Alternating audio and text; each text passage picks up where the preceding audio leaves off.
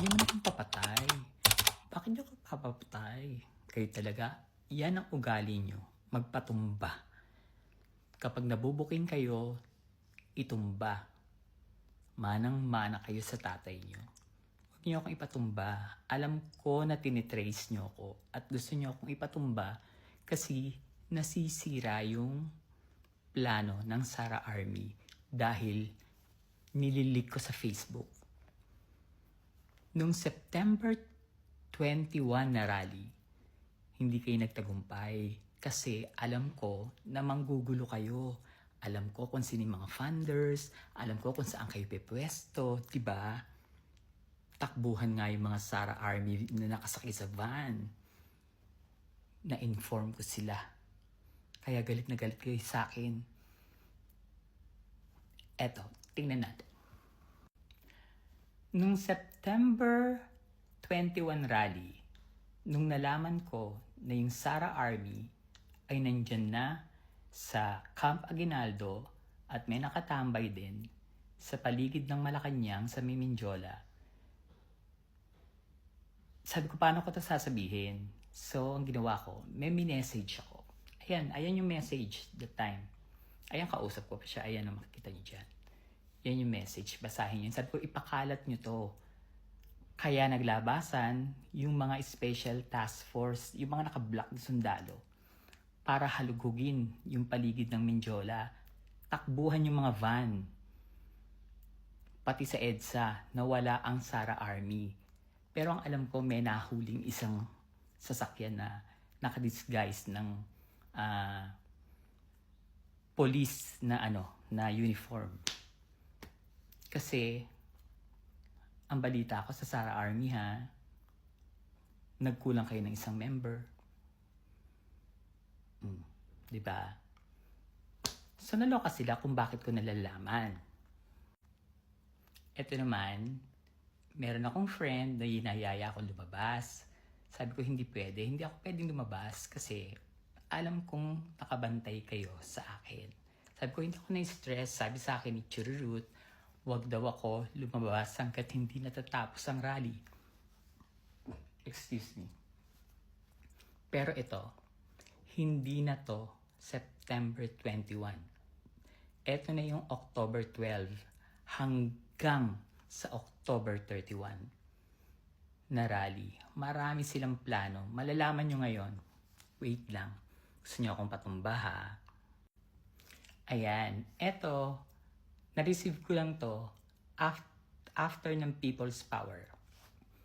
Sabi po ni Chururut, kahit saan po pwede kayo papuntahan ni Piling.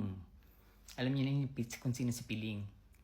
Basta nagsumbong po si Sara at sabi ni Charlie, Sara Army na daw po ang humahunting sa inyo. Meron po daw mga lesbians na kinakausap sila para po hanapin kayo. May mga member ng Sara Army na may mga militar na na lesbian. O diba? Gusto niyo na akong itumba kasi ayaw niyo na may mag-leak na eksena sa social media hanggang sa rally niyo sa October 31. At hindi lang naman rally ang plano niyo. Alam ko lahat ng plano niyo. Plano niyo patumbahin ang presidente. Dahil yun lang ang tanging paraan para makapwesto si Sara. Yung People's Power na yan, emi-emi lang yan, panggulo yan. Pero ang totoo, suicide bombing and assassin ay may hinire na kayo. Mga taga Davao na Muslim ang hinire nyo. Ang laki ng bayad Alam ko lahat yan. Hindi lahat ng taga Davao gusto ang ginagawa ninyo. Hindi. Nakita niyo yung post ni Pio Moreno na kung may mangyayari sa kanya, alam niyo na, basahin niyo lang daw yung post niya. Basahin nyo, tingnan nyo yung post ni Tio Moreno. Alam ni Tio Moreno yan, na kaya nilang magtumba kahit kakampi nila. Basta kinalaban mo sila or nilaglag mo sila, wala silang pakialam ang mga Duterte. Itutumba nila kayo. Pakinggan nyo itong sinabi ni Roque. O diba, anong sabi ni Harry Panurtian na ang tanging paraan para ma-release si Digong ay mawala ang presidente. Diba? Yung impeachment, yung people's power na yan, nasa saligang batas daw. Chenilyn Chukchak na ewan ko dyan sa baklang yan. Pero meron siyang sinabi na isa sa pwedeng mangyari na mapababa ang presidente ay sana kunin na siya ng Diyos. Pag sinabi mong kunin na siya ng Diyos, kundi na disgrasya, ipapatay, di ba? Kasi iba pa yung sinabi mo na magkasakit, na hindi nagagaling. Hindi mo sinabi dun sa kunin na siya ng Diyos na sana magkasakit siya. Ang sabi mo is kunin na siya ng Diyos at magkasakit siya ng nung ganyan, chururut ganyan. Alam mo yung plano, alam mo na ipatutumba ang presidente ng Pilipinas na si PBBM at hindi lang siya, buong pamilya. Yan ang ganti ni Pulong at ni Sara. At yan ang hiling ng tatay nila. Dahil alam nila na hindi na makakalabas. At alam din ni Duterte na hindi na siya makakalabas ng ICC. Hindi na. Kaya nga naglabas na ng pera si Pulong. Magkano ang binayad sa mga generals bago gawin ang October 12 rally? October 11, nag-meeting sila sa Waterfront Davao. Waterfront Davao, binigyan sila ng 300K, lahat ng retired militaries. Then, lumuwas sila ng Manila ng October 12 na madaling araw. Yung mga nasa likod ni Kiko Barzaga, na mga bodyguards niya na nakasombrero at nakamas at nakaitim na damit, mga Muslim yan. Yan yung sinasabi kong galing ng Davao na naka-stay sa nice hotel. Diba? Alam ko, after ng People's Power, saan nagpunta yung mga retired generals and militaries? Nagpunta sila sa Corinthian Gardens kay Chavit. Binigyan sila ng tig 500K. 70 plus na retired militars ang binigyan ng tig 500K plus yung 300K pa. 800K, 74 plus galing sa kaban ng bayan na ninakaw ng mga Duterte. Hindi ako nagkakamali dyan sa info na yan. Hindi. Promise. Yung GC nyo, hindi ba kasama ka dun, Sara? Nung after ng September 21, pinatanggal mo lahat. Pinadelete mo yung mga messages, pinag-leave mo dun sa GC ng Sara Army. Lahat-lahat. Kasi kasama ka dun Kapag na-screenshot kung sino yung mga members at kasama ka dun, lagot ka. Pero sure ka ba na walang nakapag-screenshot? Ipatumba mo ako, sisiguraduhin ko sa'yo na hindi ka makakaupo. Hindi ka rin naman makakaupo Ayaw na sa'yo ng tao. Pero napakasama nyo, sobra. Ang sama nyo talaga. Linindol na lahat-lahat yung Davao. Ang iniisip nyo pa rin, gumawa ng krimen. May part 2 pa to kasi matatapos na. Marami akong ikikwento sa inyo. Chururut, tusokbe. Kala nyo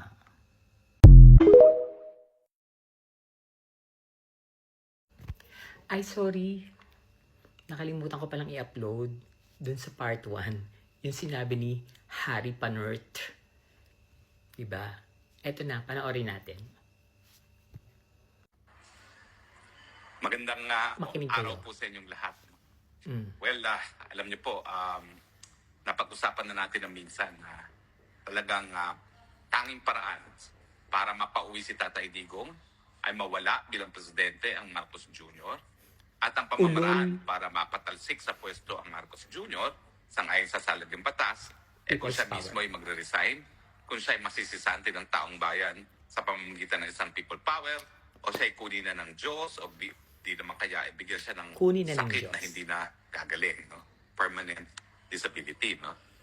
Well, siguro naman po alam nyo na sa mga pangyayari na binasura ng ICC ang interim release ni Tatay Digong, na talaga naman pong ang pamamaraan lang para mapauwi na si Tatay Digong at ang pamamaraan lang para matapos na ang problema ng korupsyon sa Pilipinas ay talagang sa pagtatanggal kay Marcos Jr. bilang isang presidente.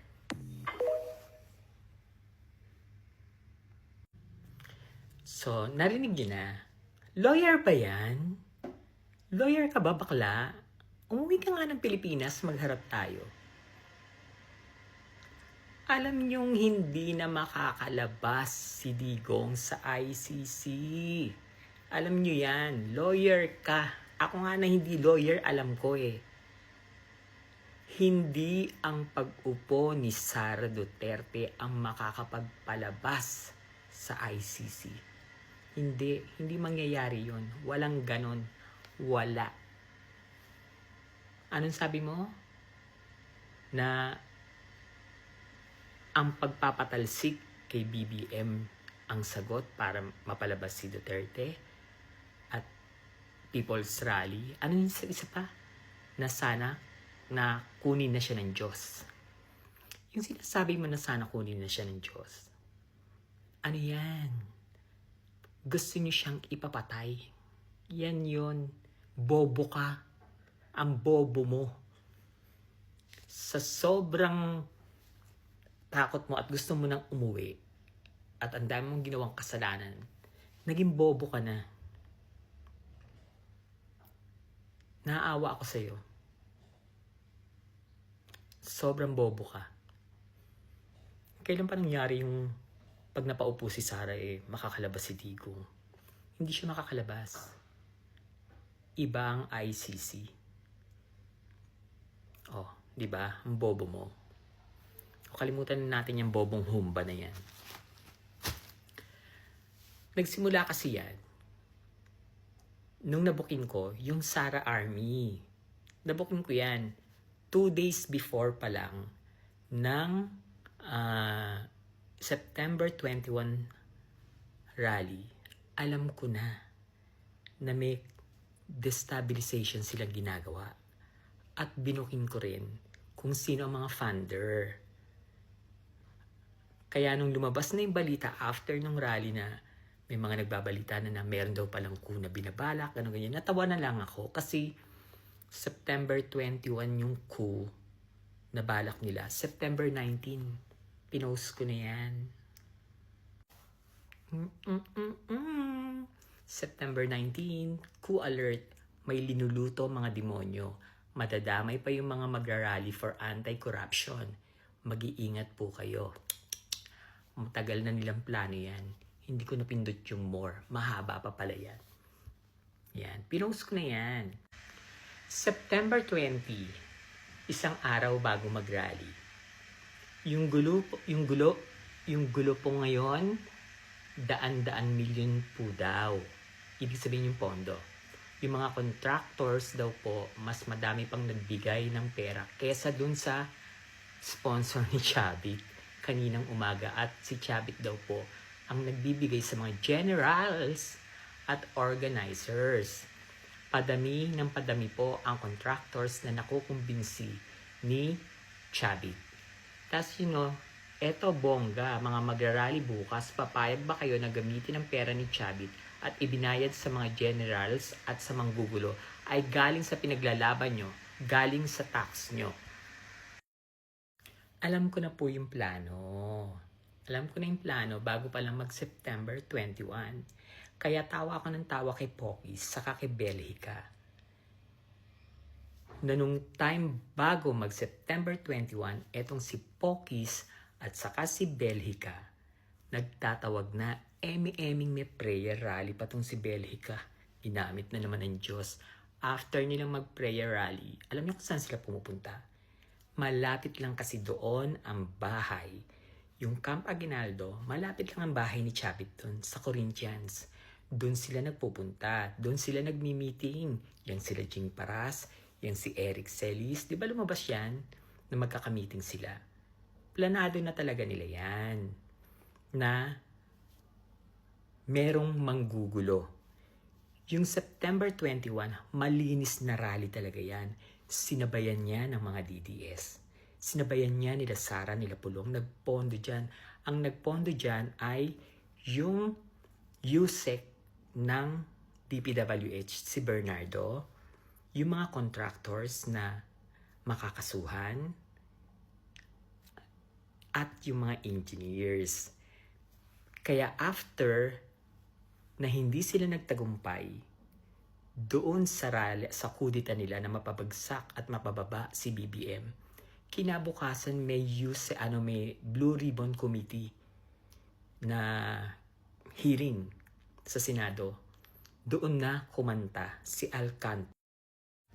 Napuputol yung paggawa ko ng video. May tawag kasi ng tawag. Di ba pag may tumawag, nawawala. Mga destroyer, mga kilala ko yan. Yung mga tawag ng tawag na yan. Ayun, kumanta na si Alcantara.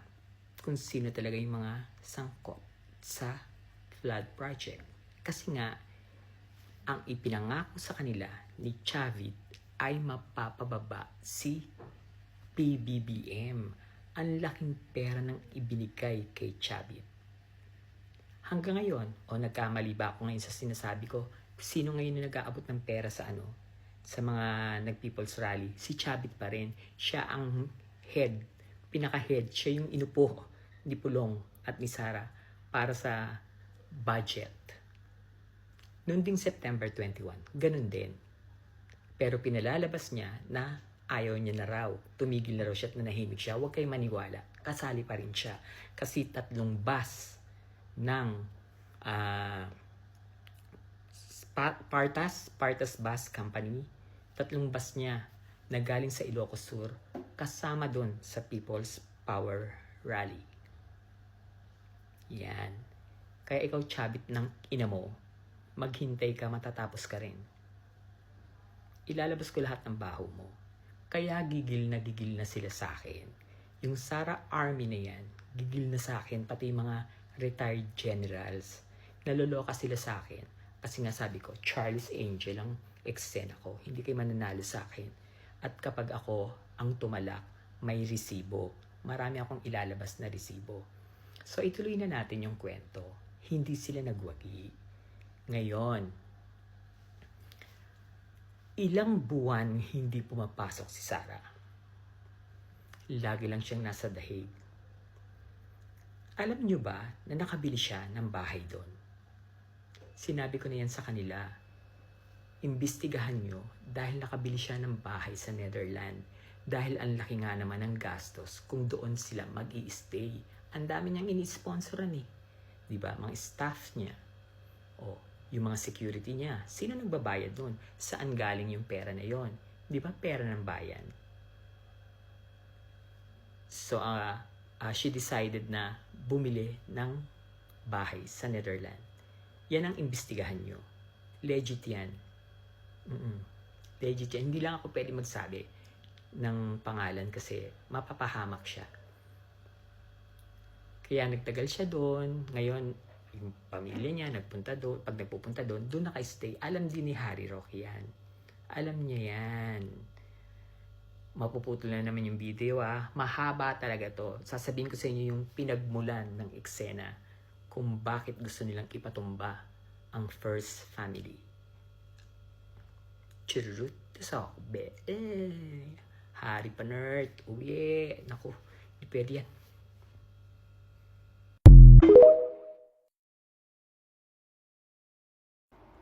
Nainip ba kayo sa part 3? Itutuloy natin to. Laban. Ipatutumba na ako, alang namang manahimik pa ako. Umpisahan natin kay Chavit. Bakit siya kasama sa eksena na to na mapatalsik ang presidente? Siya na rin naman yung nagkwento na pumunta siya, dumalo siya sa bahay ng mga Marcos sa Ilocos Norte, tapos dala niya raw yung mga papel ng Metro Walk kung saan nakatayo yung Luis Chavit Singson Budol Company niya. Yung lupa na yun sa Metro Walk na napunta sa kanya. Alam nyo ba, yung lupa na yun, kasama yun sa, tawag dito, yung kinumpis ka ni Cory na pag-aari ng mga Marcos. Noong mga panahon na yun, di ba, lahat ng pag-aari ng mga Marcos, inan ng PCGG ba yan? Ganyan. Tingnan nyo kung gumagawa ka ng kwento. Nako, Chavit. Sequester yan. Sequester yan. Ng panahon ni Cory. Ngayon, napunta yan kay Chavit. Questionable, di ba? Bakit napunta kay Chavit yung sequestered na lupa na yon sa Payanig sa Pasig? Yon. Ngayon, may couple pa na nagki-claim din na sa kanila yung lupa at may dala ring papel. Alam niyo nangyari dun sa mag-asawa? Ayun, tinumbang preso, natigok, patay. Spurious title yan. Chavit, di ba hinamon kita? Hinamon kita na ilabas mo ang title ng Metro Walk. Kapag totoo yan, ako mismo pupunta sa bahay mo, tapos magpapabaril ako sa'yo, o kaya pakain mo ko dun sa tiger mong, Black Panther mong kamukha mo. Di ba hinamon kita, pero hindi ka sumasagot. Hanggang marami pa ako. Kung nakapa-follow talaga kayo dun sa Pebbles Talakera 2, marami ako linabas dun. Kompleto with evidence, lahat yan. Pating illegal dredging niya, black sand mining niya. Alam nilang hindi na makakalabas si Digong. Alam nila. Kaya pinlano na nila tong coup, people's power, at ang totoong plano talaga dito, yung assassination. Hindi magwawagi ang Duterte sa people's power lang. Ayaw na ng mga tao. Pagod na sila dyan. At higit sa lahat, lagi kong sinasabi yan, hindi dilaw at pula lang ang naglalaban ngayon. Nung araw, pwede pa. Ngayon, hindi. May berde. Ayan, kay Saramaw. May pula sa mga Marcos. May dilaw. At may pink. 4 na. Pula, dilaw, pink. Ayaw sa Duterte. Paano kayo mananalo? At bakit kayo dumami? Ibig sabihin, funded kayo. Dahil ang tagal ko na nga nagmaisog, nag-Hong Kong pa ako ang nagsimula ng EDSA Friday Group, wala kaming tao. Walang supporter. Wala kasi kaming fans. Ngayon, ang daming naglabas ng fans. Nakakasuka. Naglabas ng fans yung mga senador na magnanakaw, yung may insertions, yung mga katulad sinabi ko kanina. Yun. Nakakasuka talaga. Hari, hindi mo napapansin. Yung suot ko na damit ngayon ay yung suot kong damit nung lumabas ako sa Tricom. Sinadya ko talagang suot to para hindi mo ako makalimutan. Okay, kay Chavit na ulit tayo. Jowa ng apo ni Chavit, si Kitty. Tapos, ayaw niya na mabuksan ang kaso ng Metro Walk dahil mawawala sa kanya yung lupa. Peke yung title. Yung title na yon, ang gumawa nun ay Register of Deeds sa Quezon City nung panahon ni Gloria. Nung panahon ni Gloria, spoiled na spoiled yan. Yung Register of Deeds na kakilala niya na ang apelido ay kilala, inilipat niya sa Pasig. Ang taray, di ba? Tapos yun ang dumoktor. Chavit, yun ang dumoktor nung titulo.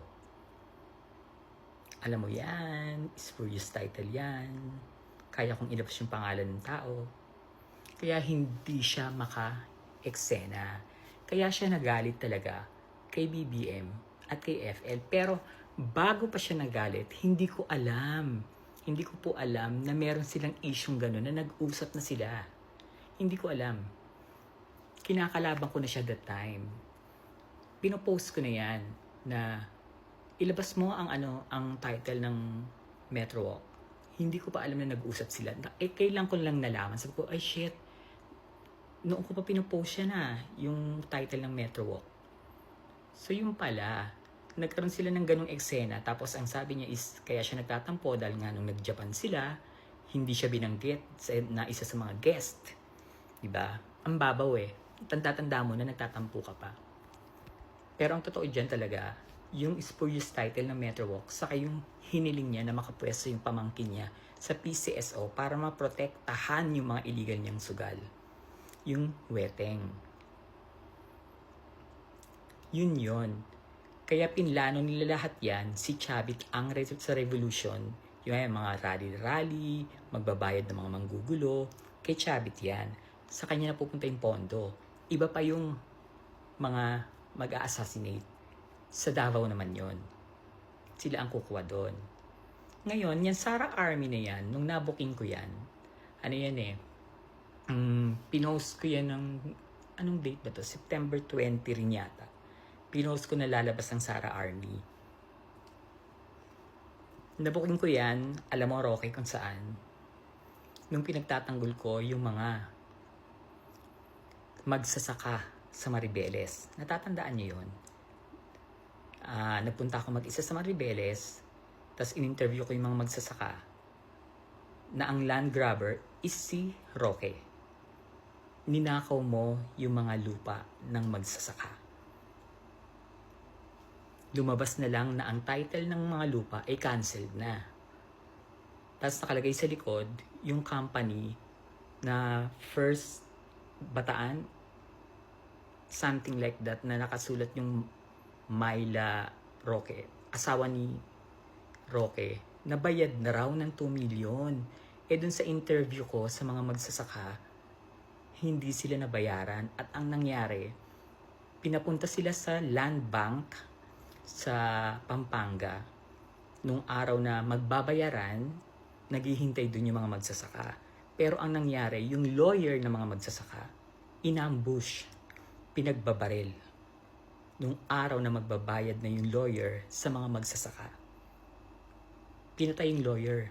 So, mas malinaw na walang bayaran na nangyari. Linoko nyo, ninakaw nyo yung lupa ng mga magsasaka. At nagulat ako dahil nung pinuntahan ko yun, akala ko talaga lupa na, pag sinabi mo magsasaka, flat yung lupa. Tapos tinataniman ng mga palay, mais, tubo, di ba? Hindi, nagulat ako. Yung sumundo sa akin, isasakay ako sa bangka. Sabi ko, ano to, bakit bangka? May 2 bata na sumundo sa akin. Sabi niya, doon po tayo pupunta sa sa lugar namin na kinuha ni Roque. Bakit bangka? Pagtingin ko, my God, isa pala siyang parang island. Ang ganda ng beach. Ang plano pala doon is gagawing floating pogo. Kaya gustong-gustong makuha ni Harry Roque. Kung bakit ko nalaman yung Sara Army?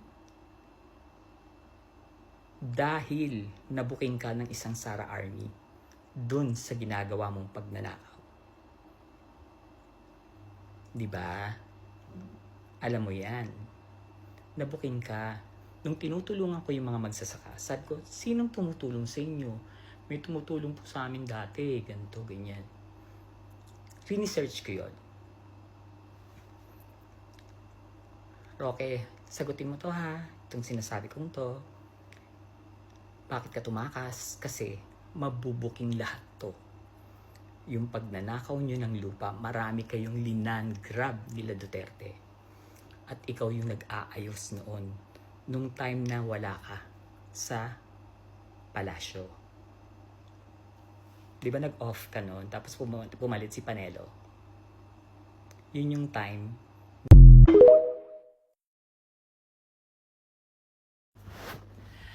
Ayan! Sara, wag mo akong ipapatay. Ikaw naman. Ugaling-ugali nyo, no? Ng pamilya nyo yan. Yung magpatumba. Meron kasi siyang Sara Army na nabooking ko. So, galit na galit sila sa akin kasi monitored ko lahat ng galawan nila. Eh, hindi niya alam dati akong army. Charot! Ayan o. Kasi kahapon, bago mawala yung ano ko, yung... Ay, hindi naman nawala yung page ko. Pero hindi ako pwedeng mag-post ng 2 weeks yata, mga ganon. October 19 pa or November 11 yung penalty ko dun sa page ko. Kasi kahapon, nung dumating yung mga lawyers from Davao, dumating sila ng Manila nung before mag People's Power, nung madaling araw na yon, at 2:30 AM. Alam ko, pinost ko yon. Tapos, sinabi ko na kung gusto nyong malaman kung sino ang Sara Army, naka t-shirt sila na black, tapos may ID ng Marshall. So, hindi sila lumabas ng umaga. Aray ko, natawa ako. Hindi sila lumabas ng maaga kasi nabasa nila yung post ko. Tapos nagtataka sila bakit ko daw alam. Eh, yun din yung damit nyo. Nung September 21, mga tanga. Di ba kayo yung mga naka-black t-shirts nung gabi? Yung nasa likod ni Pokis. Kayo yung mga retired militaries, di ba? Yun yung suot nyo. Eh kung yun na naman, syempre, yun na naman ang susuot nyo. Nung binuking ko, nagalit. Ayan yung pinadala na ko, oh. Sabi ganun, no?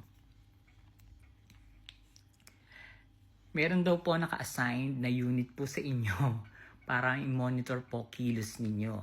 At kasama na po daw na liquidate po kayo.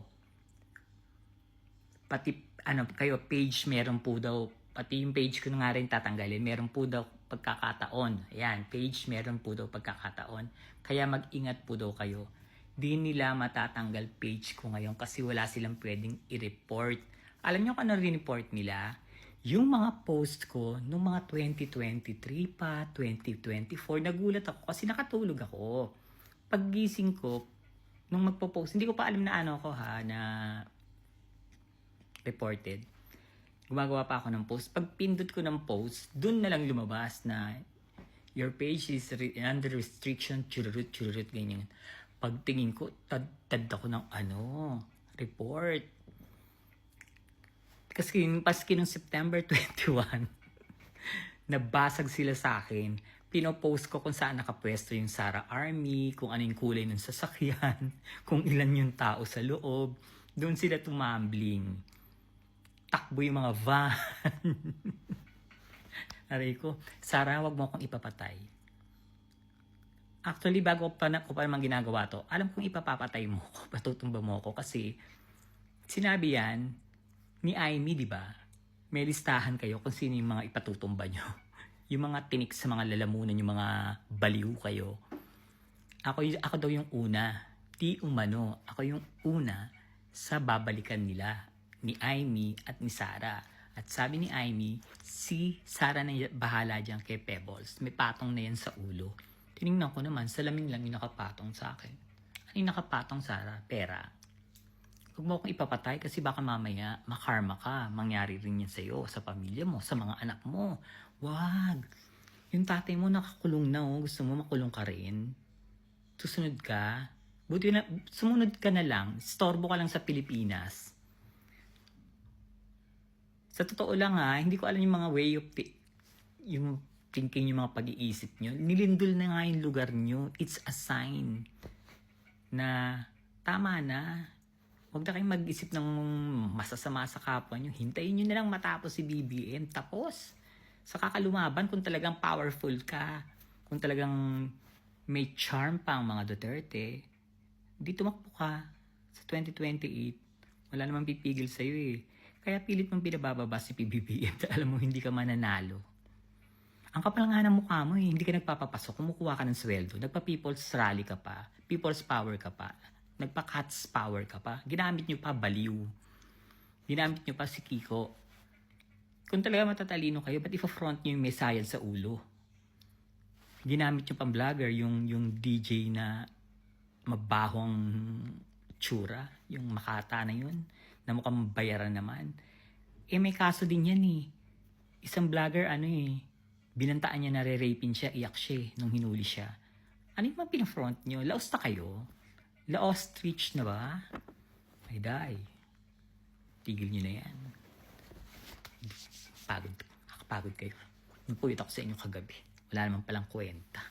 Churut, tusok. Sara, wag mo akong ipapatay pag may nangyari sa akin. Lagot ka. Ayan na si Sara. Sara Duterte yan sa kapulong. Sila mga nagpopondo dyan. Churut, tusok.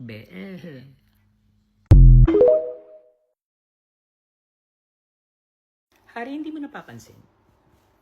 Yung suot ko na damit ngayon ay yung suot kong damit nung lumabas ako sa Tricom. Sinadya ko talagang suot to para hindi mo ako makalimutan.